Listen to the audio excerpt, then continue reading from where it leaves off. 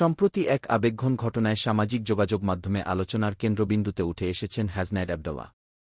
তিনি একটি লাইভ অনুষ্ঠানে এসে কেঁদে কেঁদে নিজের ভুল স্বীকার করে ক্ষমা প্রার্থনা করেন, যা মুহূর্তেই ভাইরাল হয়ে পড়ে। তার এই আবেগপূর্ণ বক্তব্যে তিনি জানান, অনিচ্ছাকৃতভাবে করা কিছু কাজ বা বক্তব্য মানুষের মনে কষ্ট দিয়েছে এবং সেই জন্য তিনি আন্তরিকভাবে দুঃখিত। লাইভে তিনি বারবার কান্নায় ভেঙে পড়েন এবং বলেন, তিনি কখনোই কারও অনুভূতিতে আঘাত দিতে চাননি।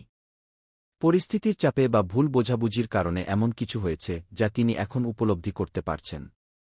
তিনি সবার কাছে ক্ষমা চেয়ে বলেন, ভবিষ্যতে আরও সতর্ক থাকবেন এবং মানুষের আস্থা ফিরিয়ে আনার চেষ্টা করবেন।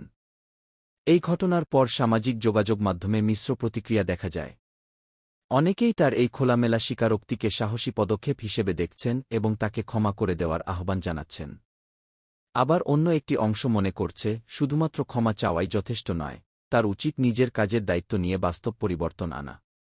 বিশ্লেষকদের মতে, এ ধরনের প্রকাশ্য ক্ষমা প্রার্থনা একজন ব্যক্তির জন্য যেমন ইতিবাচক দিক হতে পারে, তেমনি এটি তার ভাবমূর্তির উপর দীর্ঘমেয়াদে কী প্রভাব ফেলবে তা নির্ভর করবে ভবিষ্যতে তার আচরণ ও সিদ্ধান্তের উপর।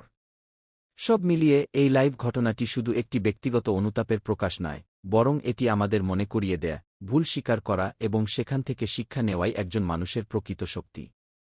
এখন দেখার বিষয়, এই ঘটনার পর হাসনাত আবদুল্লাহ কিভাবে নিজেকে নতুনভাবে উপস্থাপন করেন এবং মানুষের বিশ্বাস পুনরুদ্ধার করতে পারেন কিনা।